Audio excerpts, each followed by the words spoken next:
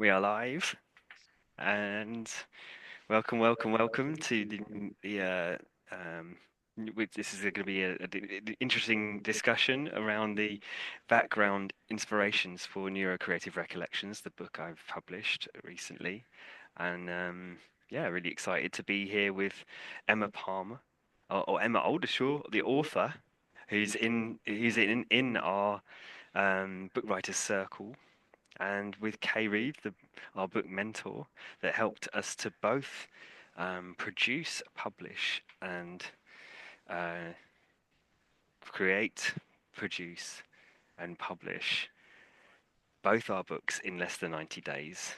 So I'm incredibly thankful for that's happened. I wasn't expecting it last year for this to happen. Would you like to introduce yourself, Emma? Yeah, my name's Emma. I am the owner of a company called Open Skies Hypnotherapy, and I have been involved with the Self Help Bookshelf, which is our collaboration since last September. And I wrote a book called Critical Parenting Reframed, which is about how we parent ourselves in a different way, in a more positive way, and set down our limiting beliefs, and we start moving towards self-acceptance. And I wrote that book in 20 days. The actual writing process was 20 days, which was incredible, with Kay's guidance and helping me to create a framework for the book. And that was published at the end of November. And we've been on a really lovely journey, all three of us together doing our stuff. And I'm really excited to be here with Rory. Rory's very excited about his book. I've got Rory's book here. Kay delivered a copy to my house this morning so I could have a look through the finished product. We've been looking at it as we've gone, haven't we, Rory? As week by week, we've been sort of looking at each other's work, and I'm really excited to have a discussion about it. So am I. Brilliant. Would you like to introduce yourself, Kay Reeve? Yes, so hi, I'm Kay Reeve. I'm an emotional awareness expert. So all of my focus is on parenting teens and young adults, with a focus on neurodiversity as that something that very often triggers aggravation for that. It was through that process of helping my son that I wrote my first book, Brain Unchained, if I just got that briefly. So this was the first book I wrote, and I went through the challenges of not only trying to write the books, but working with book mentors and publishers and so on.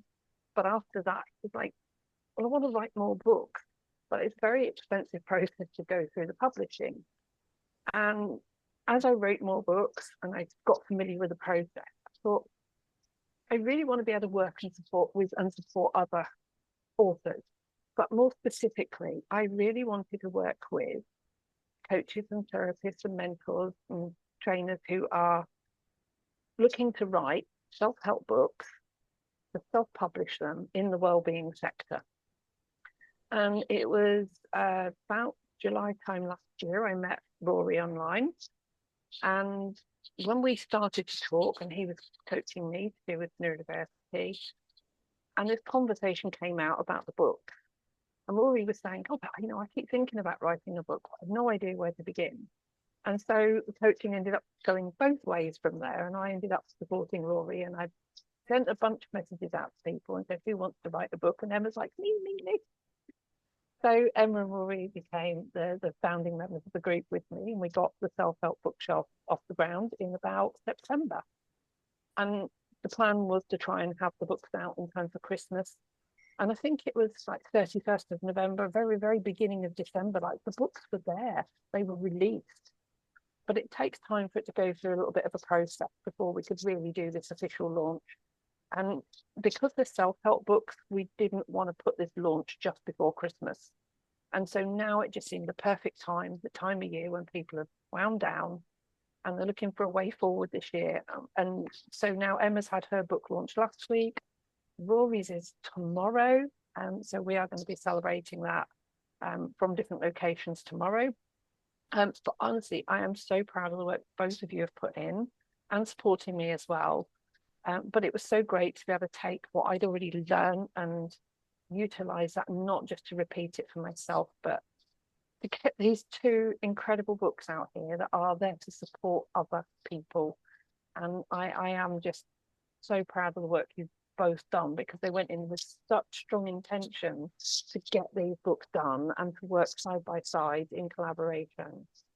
But more than that, to keep collaborating going on, not just part of the process, write the book, publish it, gone. You know, the idea is we support each other as coaches, therapists, mentors, and authors on an ongoing basis, and to be here by doing that to support you as an audience as an ongoing basis as well, because everybody's needs change all of the time. And that is one quote I have, is mastering life is all about mastering change. We're all here. Call out any of us you need to. But for now, let's get focused back on Rory's book launch tomorrow. Take it away, Rory. Oh, thank you, Kay. It's been it's lovely to hear. Just as a little reference point, I think Emma wants to dig into a few of the inspirations behind some of the quotes, which I'm really curious about because I probably had all those ideas when I wrote it, when they came about, and I was like about collating them on all and deciding where they would go and what they would look like, how it would look and stuff. And it's kind of in that process, kind of you can forget from that perspective of where it all came from in a lot of ways, and or what it might mean from a perspective of the where I've been through to actually come up with that realization, as it were. So yeah, I'm really curious as to find out what ones Emma's interested in exploring here. So we're going to run through a few of those quotes, and just to say that I wrote the book especially to notice what helps me when I remind myself of how to move through my own self-sabotage into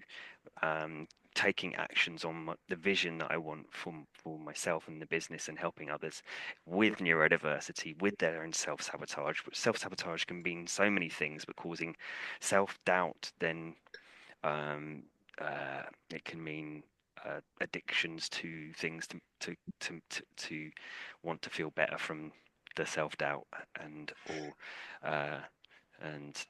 so yeah, self-sabotage can mean so many things. With mentally, it can be emotionally, it can be physical stuff. So I like to round it up as that word because it makes a lot of sense that way. That it's automatic. It's normal for humans, but also as neurodiverse and neurodivergents, we've often become creative in order to survive and detach from reality in a lot of ways. So that's actually a good thing, to utilize the creativity rather than utilize all the stuff that fills the gap for people, that actually causes toxic bodies and relationships going forward. So thanks for listening around that, why I've written it, because it's a reflection, recollections about me and how I manage things, but also then those that don't necessarily process a lot of text, that read a lot of books in a start to finish way.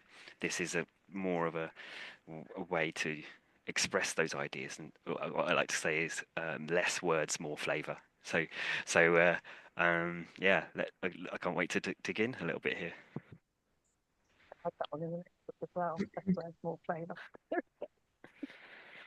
Emma, take it away. Okay. So so I got my copy of Rory's book this morning. I had seen certain parts of it as we went through the process.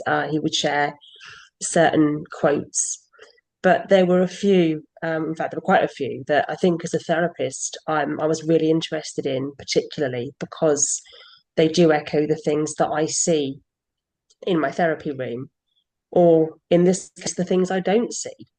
So this first quote was really interesting to me because it says, when people see a chance to make a positive change for themselves, they get super excited. And then they so often freeze and pull away, using stories about how not to pursue it.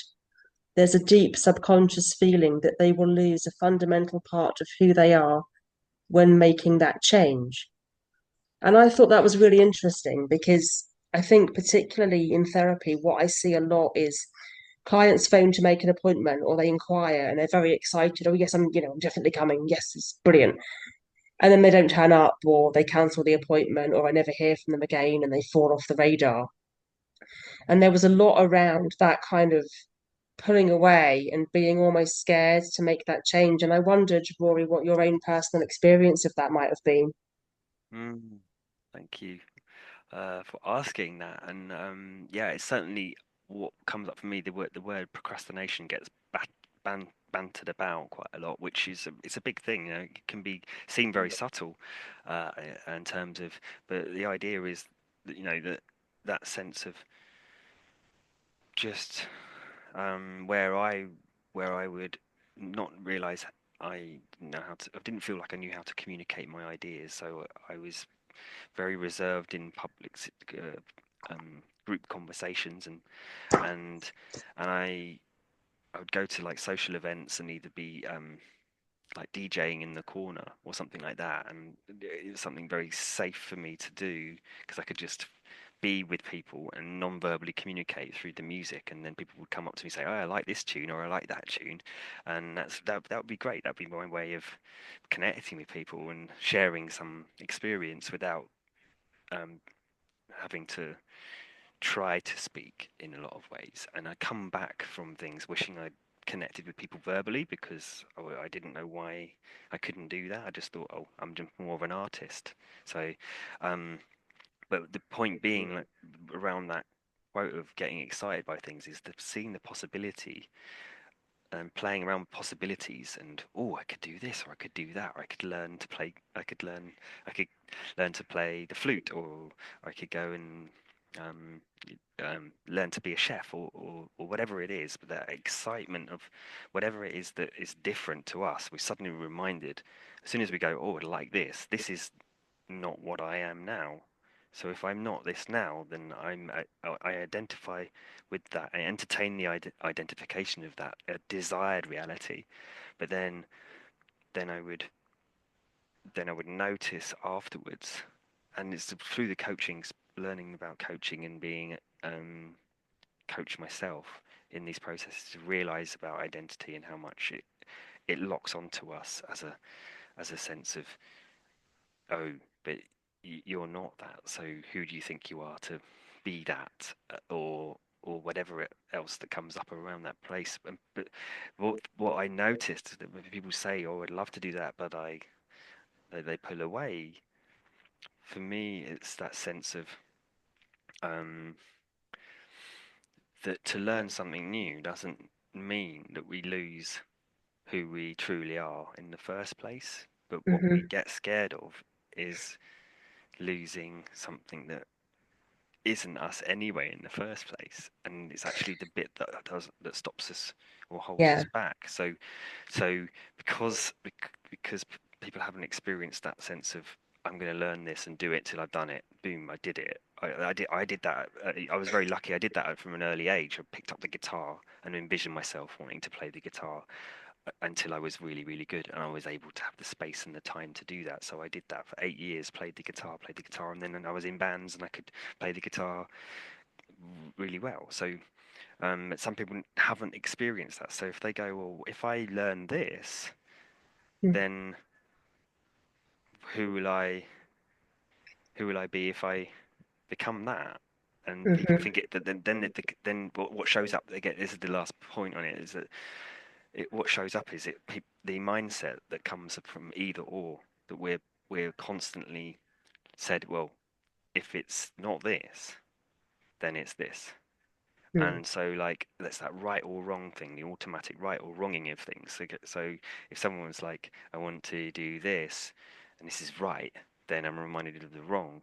And it's like, well, if you're either doing what you really want or you're not, and then it's automatically polarizing the process. And so I think that's what people get scared of there, is what Yeah. identity they may lose or pick up on. Yeah, I think that's really, really important actually. And I think probably from my own perspective as a therapist, seeing that what you said about they're losing something that may not have even been them in the first place. I think that's really true, is that when I'm doing a lot of work with people and they're quite scared to change a pattern of behavior or a particular thought pattern, very often that thought pattern or that behavior is quite sabotaging anyway. So it's quite unhealthy, but they're scared because they don't want to let go of it because it's so familiar to them. Even though there could be a better way, they're not prepared to look at what the better way might be because there's a real underlying fear. But that fear isn't theirs. It's never been theirs. It's come to them from somewhere else, maybe environment or circumstance or something else. So they're letting go of something that isn't actually theirs anyway, but they can't make that connection, or they're frightened to make that connection. So it was just a really interesting quote to me. In fact, I'm probably going to put it on the wall in my room because it was so. I just thought this is exactly what I'm talking about when you're not making your appointment, or you're not keeping your appointment. There's a real fear of, who am I? If you strip all of this stuff away, what's left? And people actually say that to me. They say, if I strip all of this away, what is left? And I'm like, well, you. And they say, well, I don't know who I am. And that's kind of the problem, is they've lost their identity because they've got so many layers of false identity that isn't them, that now we don't know who we are.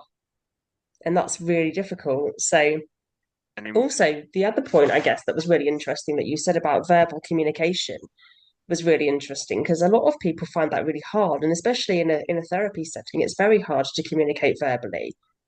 Have you had any experience of having to communicate verbally in that kind of setting, or is that something that you've avoided, or how did you deal with your own issues, I guess? Was that through therapy or otherwise? um, it was initially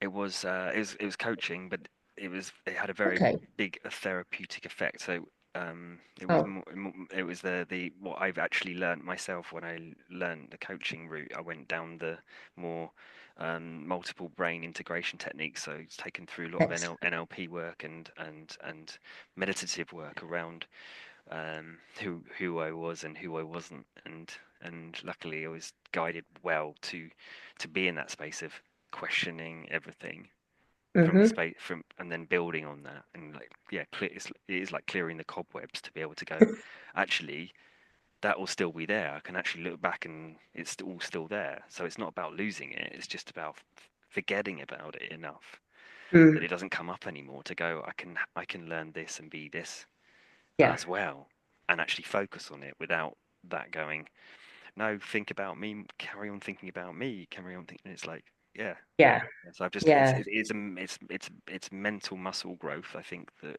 people don't realize is possible if they focus on it. Yeah, it's literally about finding a space, isn't it? And actually not losing something necessarily, but maybe turning it down. I always think about turning down the volume. Or if you think about, the critical parenting, if you think about turning that into a more nurturing voice. So the voice is still there, but it's just doing something else. So you haven't lost it. It's just you've just fine-tuned it enough to give you the mental space to be able to then do the other stuff. Mm. Which, yeah, I think that's really interesting. So that was a really interesting um quote that I kind of latched onto and was like, oh, I love this quote. This is really good. Um, Kay, did Yeah, you want to say something?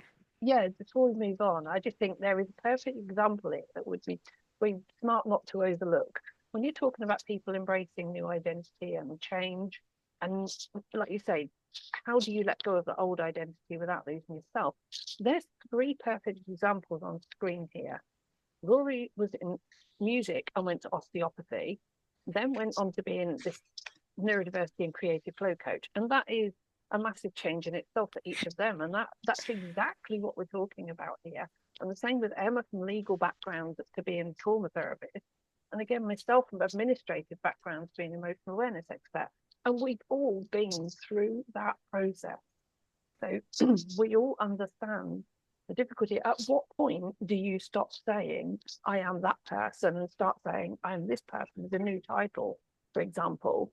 And it's not an overnight thing. Like when you go, oh, I'm no longer working as a barista in a coffee shop, I'm now working as a farmer in a field or whatever. It's it's a gradual training process, and there is resistance between who you were and who you are going through that training, but it also applies the same to people who are going through trauma and challenges and neurodiversity and just wanting to grow as an individual and say, I'm no longer that depressed, sad, miserable person. I'm now happy, I'm confident.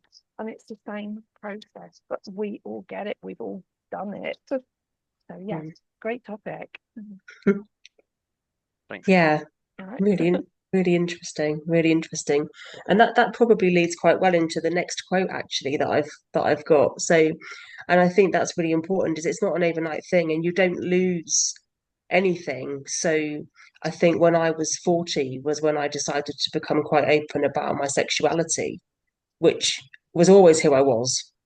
But I hadn't allowed myself to think that that was who I was because of what people might think or say or do or what have you. And then actually choosing to live more authentically doesn't mean I've lost anything. It means that I've found the thing that was there all along. But now I can actually embrace that. So I can go, do you know what? I'm going to go and do this because now I've made the space in my mind to allow myself to go and do this. So it leads really well into the next quote, actually, um, which is this really lovely quote that says, overwhelming thoughts, demands, and complications are reactionary responses to learned patterns of protection and self judgment. And they are authorized by a well versed, archaic attitude brought up on the soup of primeval survival mechanisms and then well fed by the many misinterpretations of social naivety. I don't think we could have led into that any better if we tried, to be honest. This was another quote that I just looked at and went, yeah, that's everything I see in my therapy room every single day of the week is people who are protecting themselves, people who are very hard on themselves. So if we think again about the critical parent voice, the self-judgment, and then they're in overwhelm because they're doing this thing where they're bashing themselves over the head or they're protecting themselves from facing their trauma. So therefore, their mind is just running on overdrive. They're becoming overwhelmed. Everything's feeling really demanding, exhausting, draining. It is a lot to do with survival instinct. It is a lot to do with society and these very outdated attitudes of we should do this, we must do that, stiff upper lip and carry on, must do this, you can't do that, you shouldn't be this, you've got to do this. Very outdated ideas of what we must be. So again, I think I just wondered, really, Rory, where that quote came from for you and what your experience was behind that one. Thank you for asking. And when it's really interesting to hear it being read back to me because it's only ever been in my mind and then onto the sheet. So it's just like, wow, okay.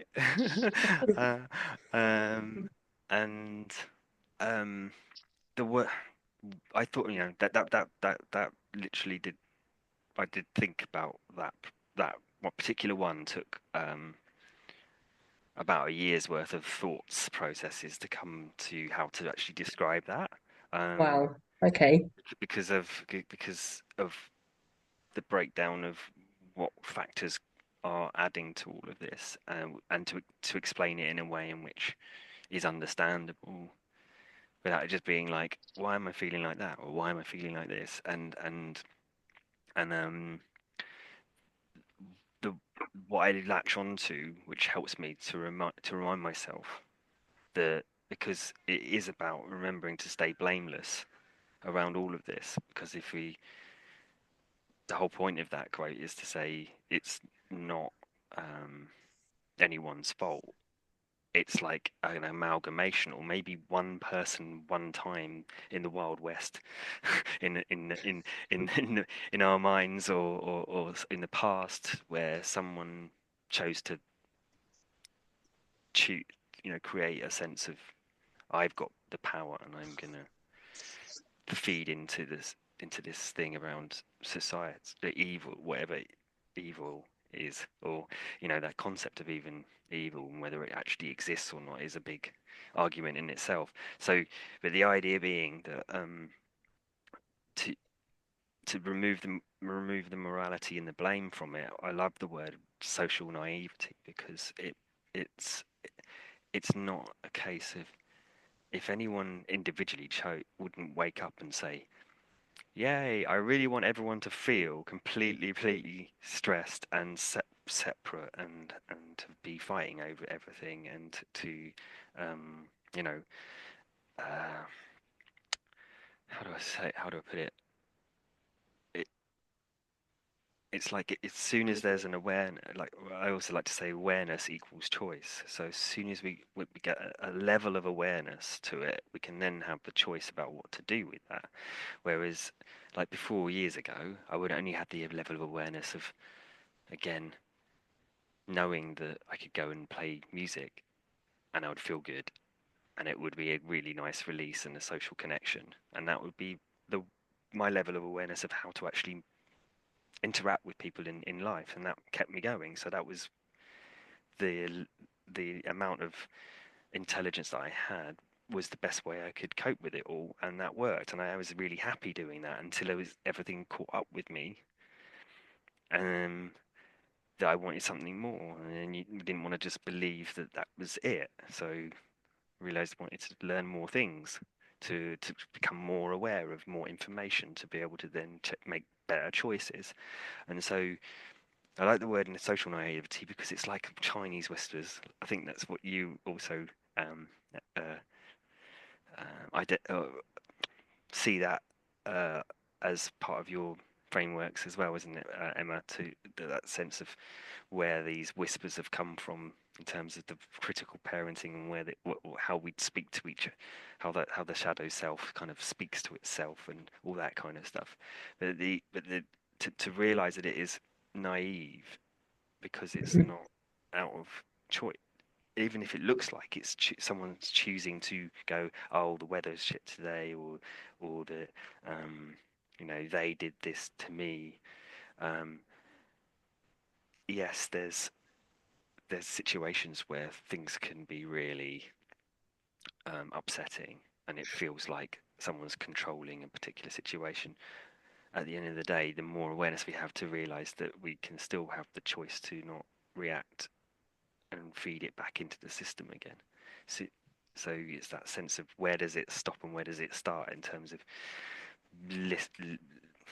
enlisting these messages that come from social naivety. So working backwards from social naivety, it's a case of the more awareness there is, the more inclusivity and empathy there can be for things. So Yeah, definitely. Yeah, that I think that's probably pretty much everything that I deal with is people who are not aware of what's going on, and they might think that they're, I don't know, living the life that they want, or they're living the life that they chose, but often they're not. They're living someone else's life because they've got these patterns of thought, these kind of, like you said, these messages that have come from somewhere else that are telling them they can't do something, or they've become kind of trapped in it. But because it's a life script is kind of set when you're very young. So if we talk about life scripts in therapy, those life scripts are formed before you even reach the age of 5. So whatever's happened in your very, very young life, in your formative years, is going to be the script that you live by. And because you accept it as the truth, because you've got no other option, you're only a kid. So what you hear about yourself is what you internalize. There is then no awareness to change that, because as far as you're concerned, that's true. So that's how you're going to live. And then you then find yourself in therapy maybe 30 years later going, oh, Christ, that wasn't true. And that's when we can start to make the changes. But actually, that can take years for people to have that awareness. And actually, true awareness is a journey. It's a real journey, and it's a real path to find that kind of place where you're not governed by that social naivety, and you're not thinking that everything's great when it's not. And it can be really hard for people, especially around childhood trauma. If you're thinking about, were my parents the people I thought they were? Were they nice people or weren't they? And to confront some of that stuff is quite painful. And I think that's why a lot of people never make that journey, because it is so difficult to change that pattern, isn't it? But it was another really powerful quote that just really hit me as I opened the page, and I was like, oh, this is this is quite heavy, actually. This is quite a heavy quote here that's really kind of hit me, just thinking about the experiences that I see every day. So it was interesting to know a bit more about your reasons behind that one. Thank you. Yeah, just looking at the quote again myself. Yeah, it's a really interesting I one. would say what page is it on, but there's no page number. There's no page numbers. I noticed that. I was like, oh my God, what's it got? This is Rory throwing the rule book out the window about how to create a book, and it's awesome. You literally pick a page. Yeah, and then one last thing around that, just the soup of primeval survival mechanisms. But soup is a good word because it's almost like less defined and sort of sludgy and kind of will stick to you. Mm. You have to swim around in it to, Everything's get thrown used to in, it. Yeah. all thrown Yeah. in and boiled up together. Yeah. Yeah. Yeah. Survival mechanisms are a thing that happen a lot, That's a really big thing I think that we see, isn't it? Is people are doing stuff to survive and actually burning out because and it happens a lot in work, people who work like long, long hours and they're kind of like you get I say again, it's social naivety. They disguise that as ambition. Oh, I'm just really ambitious. I'm just wanting to climb the ladder. I'm just wanting to and if they actually stopped and looked, actually what that is that's a survival tactic because the more they're working, the less they're thinking. So they're actually trying to avoid thinking and just sitting and being with their own thoughts. And they're disguising that as look at me going for the next promotion, look at me working 80 hours, 90 hours, but actually that's absolutely survival. And they're just disguising it as something else because again, it's the naivety of not actually looking at what's going on.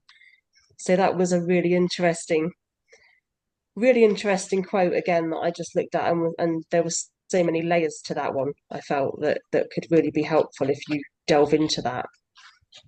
Yeah. So I've got one more, if that's all right. Yeah. And this one I really liked because in hypnosis, we talk a lot about being in charge of your own mind, and we talk about it as if you're in a cinema, you're the projectionist.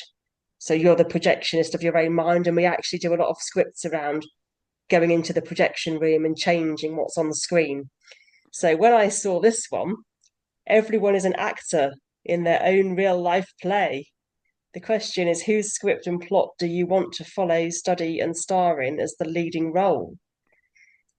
And I just thought this is really interesting because in hypnosis, this is one of the things we actually do is we say to people, we take them into a hypnosis and say, watch the screen and you're now the star of a film and you can see the credits and it's you and you're in the projectionist room and you're running the movie. Which one are you going to run? And we can actually alter people's perceptions through using that very example of a play or a film. So where did this one come from?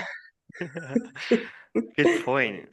I'm not even sure where it came from specifically in time because it was I'd studied BTEC media studies and I did GCSE video production when I was at school. So um, learning about and did drama as well. So I was into all of those kind of things in terms of loving the idea of stories and more the technical side of things, to actually how to put it together and produce it as such. Um, but I love the whole process of everyone contributing to this production. Um, and at the same time, I think it did come from a space of the um, starting to understand more about coaching again. Because I came from the osteopathy background, which was all of therapy based, but manual healthcare. So I kind of understand a lot to do with the therapy background of why that's important, and it's not to be it's not to be uh, like either or. Again, it's not either or. So if someone needs therapy, they to help get us unstuck and not drown, feeling like they're drowning in things, that's really important. And the coaching I just see as the sort of there's a blend of once someone's sort of more stabilized. I like the idea of again what I visualized around the what I call the water analogy, which is if someone feels like they're swimming and they can't swim and they're drowning, that's like a panic attack or something, and they believe that they don't know how to get out of it. So it's obviously feels really real. and it's not to be you know, taken lightheartedly around any of that. But at the same time, once they start to stabilize, they can get into a boat. But a boat with no oars is like, and that's what a lot of potential aimless life is can be about, is just kind of being happy that they're just floating and being able to look at this horizon, but not necessarily knowing where they're going as such with it. So it's that thing of, and then falling back out of the boat again, or learning how to swim but going against the tide. It's really tiring, and then getting back on the boat again, but no oars or direction or a map. So then the idea of coaching is like, what do you want where do you want to go? Where do you want to look to see where you're going?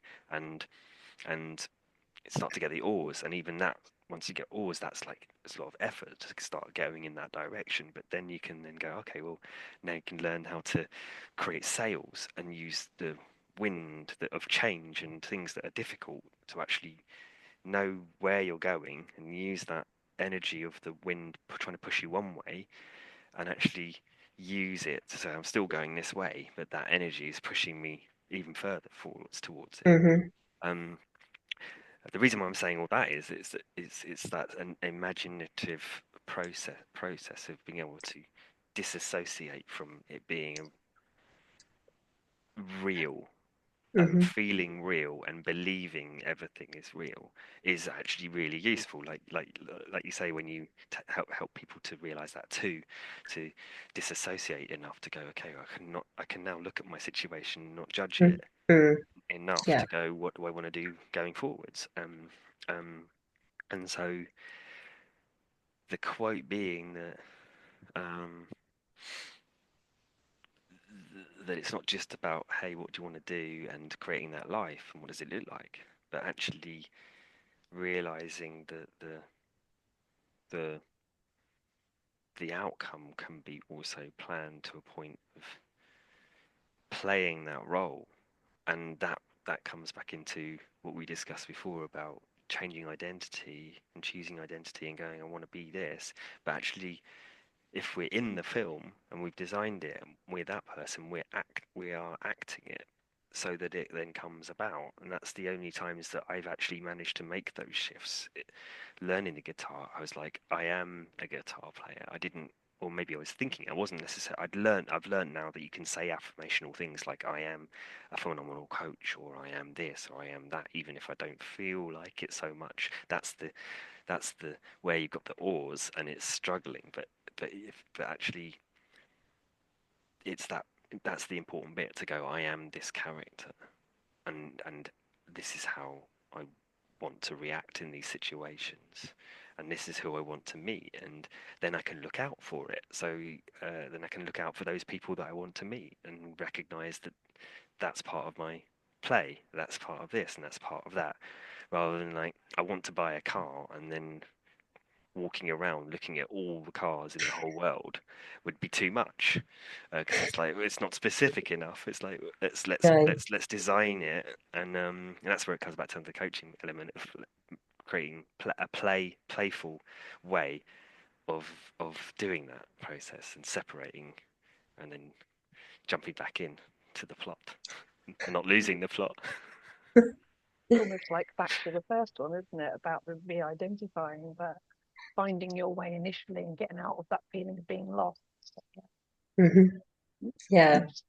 Yeah, it's really interesting. So I think that is a lot of the stuff that we do in hypnosis, and it can be really powerful to actually run to put somebody into like that hypnotic trance and then run movies, and you can actually use them to rewind like trauma and things. So it can be used in quite deep ways, but it can also be used to get someone to see themselves being what they want as opposed to where they are, and then looking at how they react to, like you say, to other people. So what role do the other people have in that film? So if you're going to be the star, are the other people going to be as important or less important, or are they going to be, and you've got this kind of, you can almost then start to look at some really important stuff around people who have had a lot of control over you in life, who in this film will not have that Yeah, control. Yeah, and oh, I love that. And also, it's suddenly realizing if you're looking at it from that point of view that who are we are is was I giving that person the starring role? Hmm. Yeah.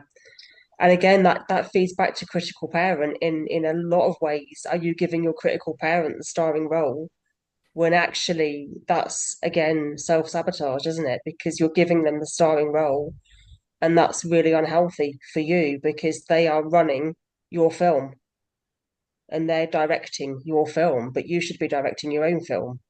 So it's again, how are we going to turn down that voice? How are we going to turn that down and give them a lesser role so we can actually emerge as our authentic self, which is the whole point of what we're doing in hypnosis. So again, that quote was another really important one for me because it just feeds into what I do as well. And I just thought actually a lot of clients are not aware that they are a bit part in their own life story rather than being the main person, the main actor. They're playing like a bit part, almost like an understudy or somebody who comes on when everyone else has collapsed, as opposed to actually being, this is my life and I'm the star. Nobody's running their life like that. Very few people are actually aware enough. If we go back to awareness, very few people are aware enough to actually realize that that's what's happening. And they're allowing so many other things to cloud who they are. So many kind of external things are going on. And then it can almost then be, they get to a certain age and then go, oh God, that's what I've been doing. So the projectionist and the changing the roles is really good. Yeah, yeah. Yeah. And one last thing that's come up for me there was I was really inspired as a kid by Charlie Chaplin and um and the way he would portray that character as really confident within the space of being not having much at all and being able to, yeah, be resourceful with whatever he had and to turn things around and be funny at the same time and all of the his films are just, and they would always take on some kind of political um, challenging conformist, challenging the norm of political statements and stuff secretly, whilst also being comedic. It was just wow, and at the same time, it could just be put on as a light-hearted film in the background, and yet had massive Mm. implications on the ideas of how you can break through whatever you want to by just a way of being, you know. So yeah, that's I think that's what happened as well. Just thinking about it now on reflection, where that may have came from with films from a Mm. young age. Yeah, Yeah, definitely. I Okay. sort of add in here. Um, yeah, this is powerful. I like this. And when you're talking about how people are shifting in and out of that, actually, Rory and I on Monday did a amazing podcast episode on this called Circles of Influence and Circles of Control. And we can link that in as well, back to the Self-Help Bookshelf on YouTube. But it's very much about that, about those roles in that you're saying about the roles other people play in our life and how we can put more focus on what we do to utilize information from other people to grow ourselves and our interaction with other people, whether it's in real life or people watching videos like this to learn from people like that. And that circle of influence is a really powerful tool for making those adjustments within this whole concept. So, yeah, I just had to throw that in. And just randomly the other day, I decided to grab some whiteboard markers and draw it on a picnic plate for demonstration. But it was really good, yeah.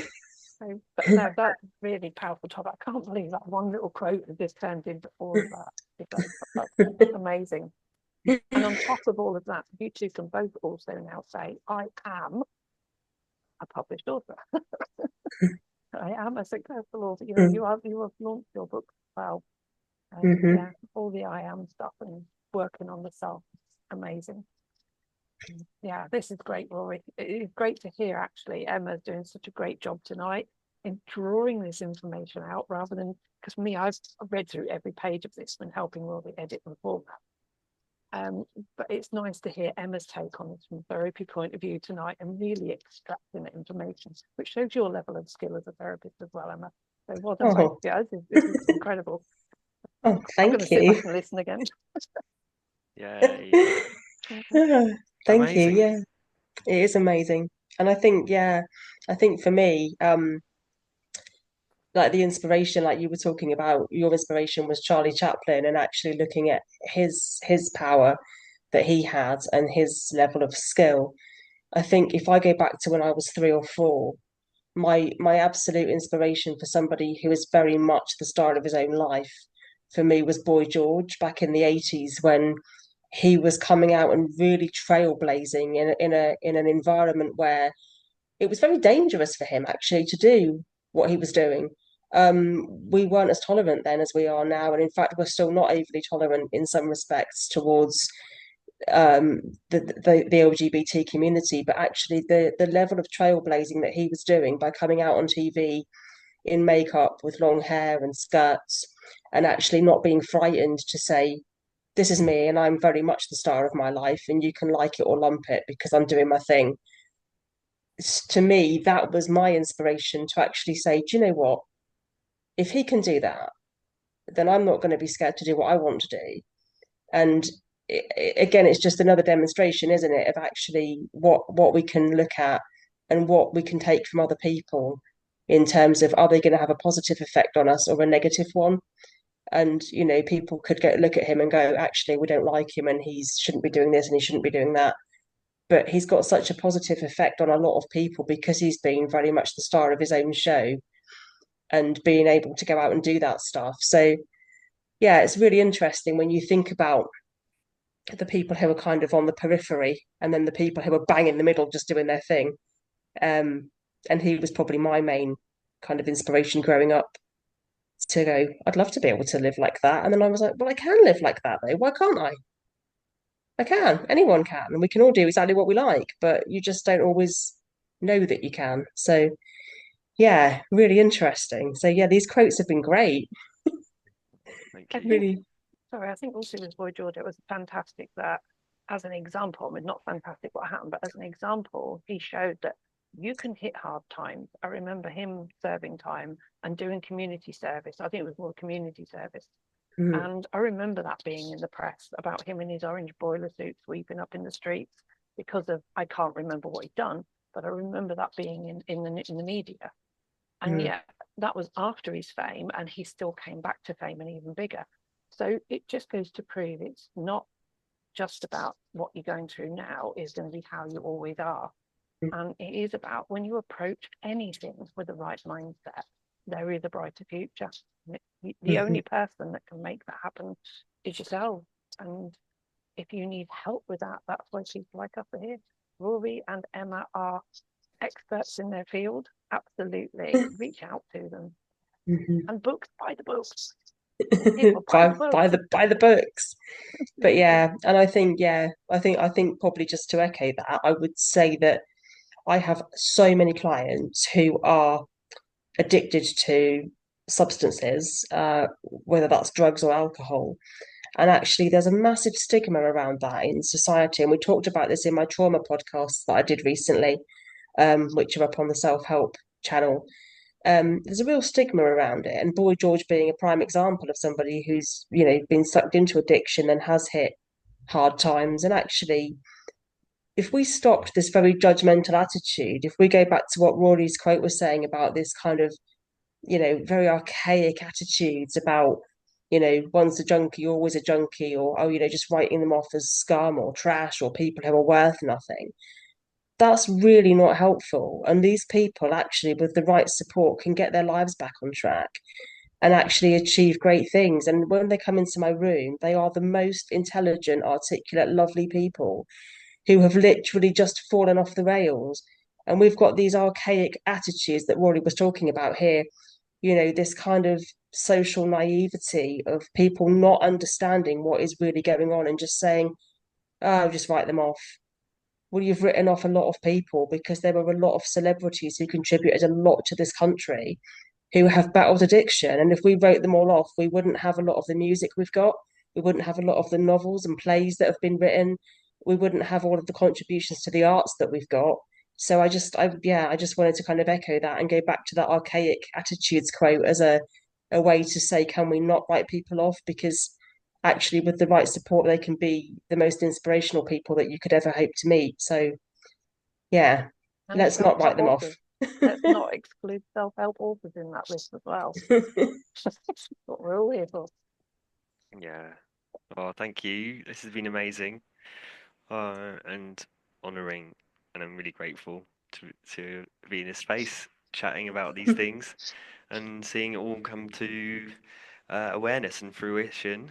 And yeah, it's been a good 50 minutes. So we should wrap it up.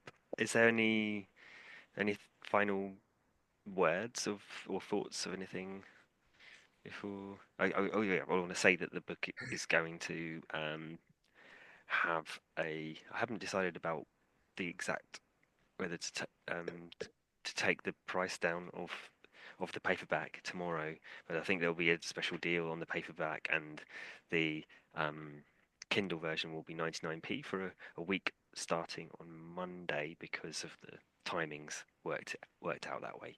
But yeah, so there's going to be a week long amount of grabbing the book on Kindle, and and a discount on the actual book paperback, and also that it's that time where it's a great at that point it's a great present for 99p for friends that maybe are neurodiverse or heart-centered or creative and want to have some inspiration around it all.